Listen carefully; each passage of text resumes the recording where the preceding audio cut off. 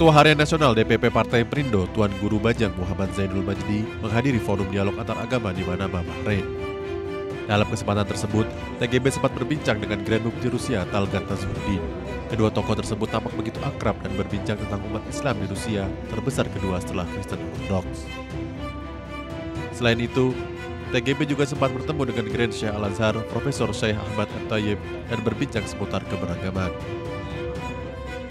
Forum bertajuk Timur dan Barat untuk Koeksistensi Manusia tersebut juga dihadiri pemimpin tertinggi Gereja Katolik Vatikan, yaitu Paus Fransiskus dan Aliansi Evangelis Protestan Dunia dan Komunitas Yahudi.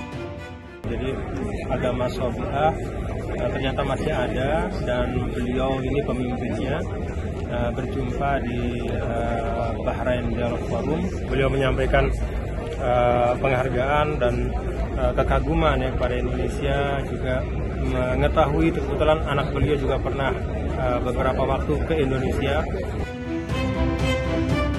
Terdapat beberapa isu yang dibahas dalam pertemuan tersebut, seperti perubahan iklim, religion fobia, rasisme, dan ancaman krisis pangan. Tim Liputan iNews melaporkan. Pemirsa, Anda masih bersama kami dalam One on One. Kali ini masih bersama saya, Ketua Harian Nasional DPP Partai Perindo Tuanku Guru Bajang, membahas apa saja yang menjadi concern saat ini, tidak hanya bagi rakyat internasional tetapi khususnya bagi rakyat Indonesia, terutama jelang 2024. Tuan Guru masih bersama kami ya. Tadi di segmen sebelumnya kita sudah bicara mengenai pertemuan Tuan Guru dengan berbagai pemuka agama dalam forum dialog Bahrain. Kalau tadi kita bicara mengenai apa yang bisa kita lakukan untuk menghentikan potensi perang bagi kemanusiaan, terutama dalam konflik Rusia dan Ukraina. Kalau misalnya potensi krisis lainnya Tuan Guru, terutama jelang 2023 yang katanya mau ada resesi ekonomi lah, terus kemudian ada krisis pangan seperti itu, apakah juga dibahas dalam forum dialog tersebut?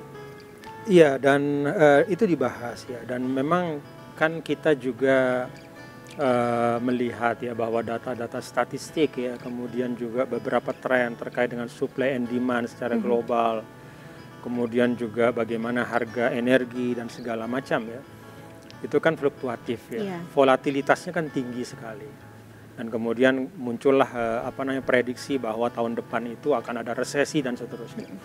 Yang menarik di dalam forum dialog Bahrain adalah pertama, bahwa umat manusia tidak boleh kehilangan optimisme. Dan memang itu salah satu risalah agama ya. Risalah agama itu kan menghadirkan harapan. Jadi boleh saja ahli statistik ngomong apa, tapi as a human kita tidak boleh kehilangan optimisme kita. Dan itu yang paling penting. Yang kedua, dunia sekarang kan interdependensi. Nah ini juga yang dibawa oleh dialog Bahrain kemarin. Saling bahwa nggak ada satu negara, kalau kemarin bahasanya tidak ada satu umat beragama yang bisa imun ya dari pengaruh yang ada di sekitarnya.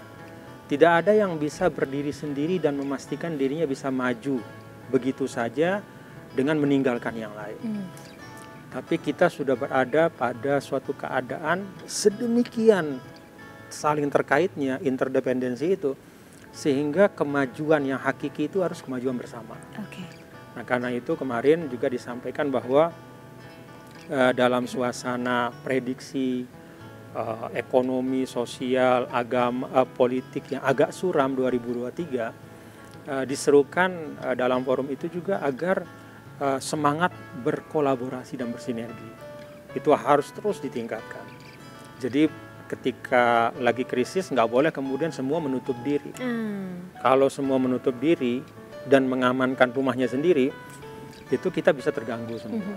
Karena itu sambil kita mengamankan kita di Indonesia, kita juga harus selalu membuka diri ya. Apa yang bisa kita bantu, dan ketika Indonesia diharapkan untuk bisa berkontribusi, baik itu pemikiran, peran ya, globalnya, regionalnya, ya kita harus siap.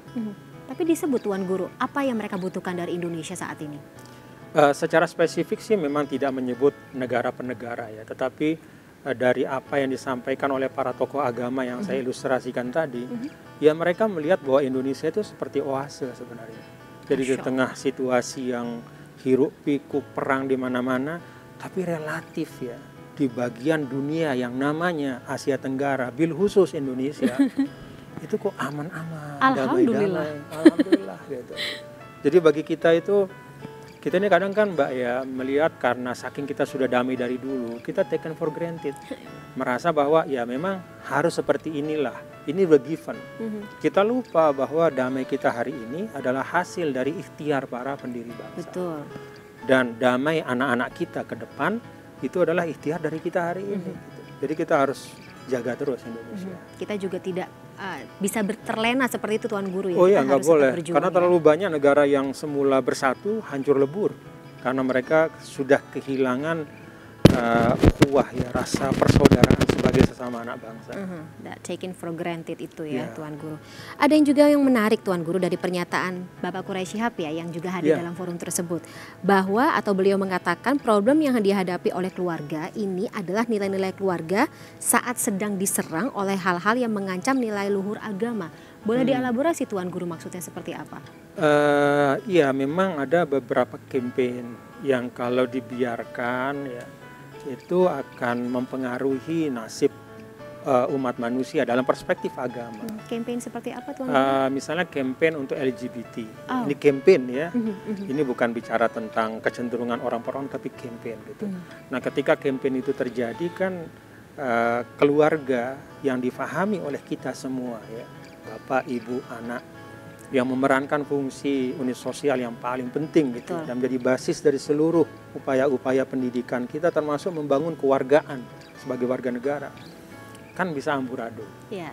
Nah, karena itu salah satu yang diserukan kemarin itu adalah yuk kita kembali kepada fundamental values.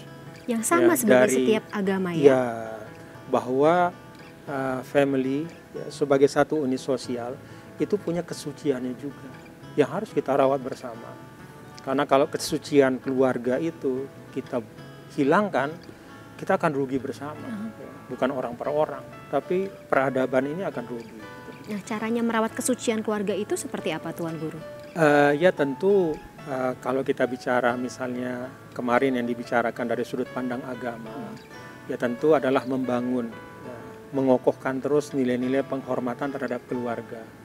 Ya, dimulai dari tahapan-tahapan pendidikan yang dini gitu. Dan itu sebenarnya bagian yang cukup besar bagi para orang tua untuk mencontohkan ya.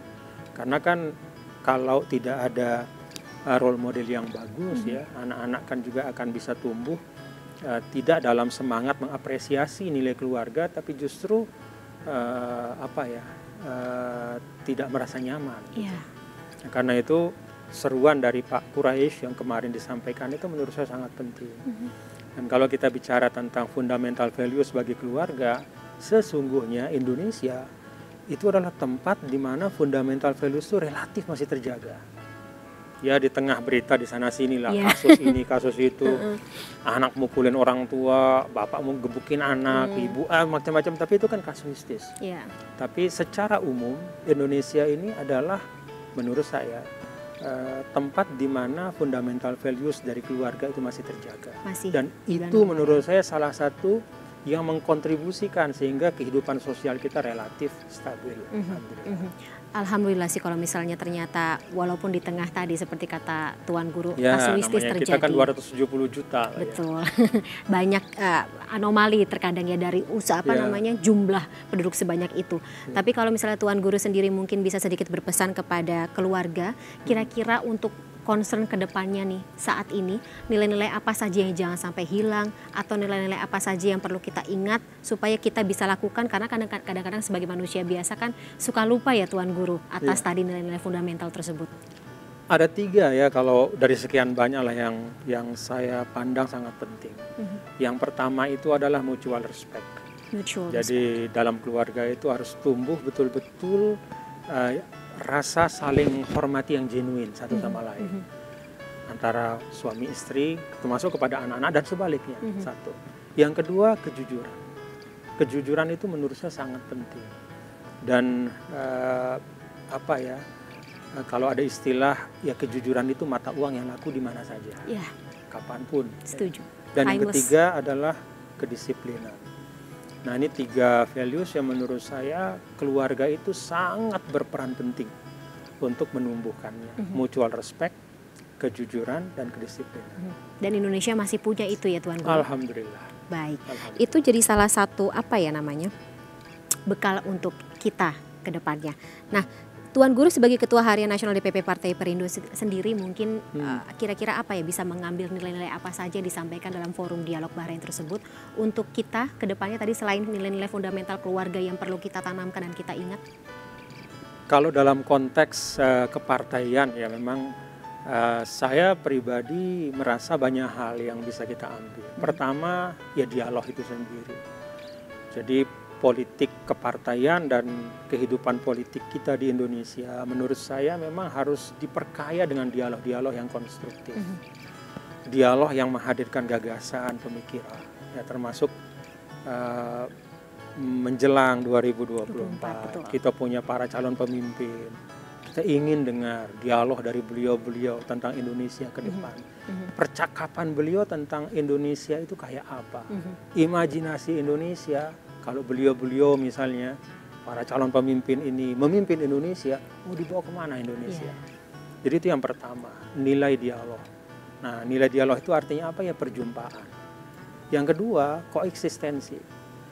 Koeksistensi itu artinya kesiapan kita untuk hidup bersama, berdampingan, dan saling mutual benefit dengan orang yang beda. Nah, dalam konteks kehidupan politik kita di Indonesia, menurut saya juga koeksistensi itu penting untuk ada di dalam setiap insan di partai politik. Apalagi bahwa dia beragam, memandang partai politik yang beda itu bukan sebagai musuh. Dan itu kan ditegaskan misalnya oleh Bapak Ketua Umum Partai Persatuan Indonesia.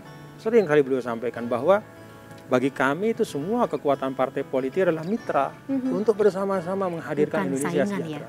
Ya, jadi bukan Musuh. zero sum game gitu, bukan bukan winner takes all ya, bukan untuk saya menang Anda harus kalah, Anda harus hancur, okay. gitu. Bukan kayak begitu. Tapi kita bisa kok hidup bareng-bareng.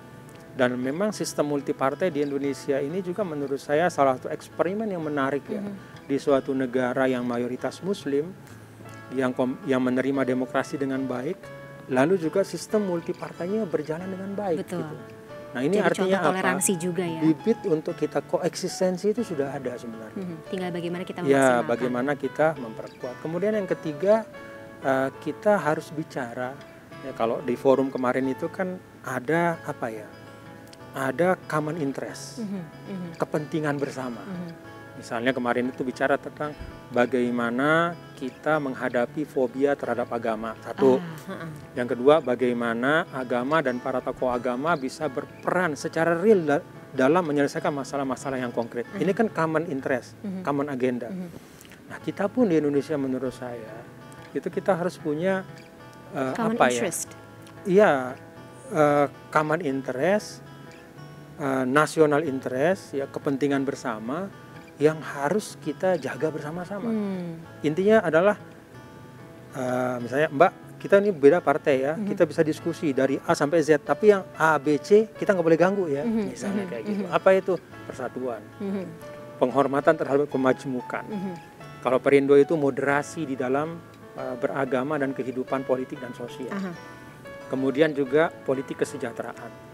Nah, kalau dalam konteks Indonesia secara umum misalnya Pancasila, Undang-Undang Dasar. Artinya ada hal-hal yang kita jaga bareng-bareng, sehingga pembicaraan politik kita itu tidak kemudian mengganggu hal-hal yang penting yang sudah kita sepakati. Betul Tuan Guru. Ini tampaknya sudah cukup semangat ya untuk membicarakan politik. Dan kalau misalnya bicara mengenai politik ya pemirsa, berarti kan kita juga tidak bisa melepaskan diri dari persiapan jelang kontestasi demokrasi kita di tahun 2024, tapi mungkin akan kita bahas lebih dalam ya Tuan Guru dalam segmen berikutnya.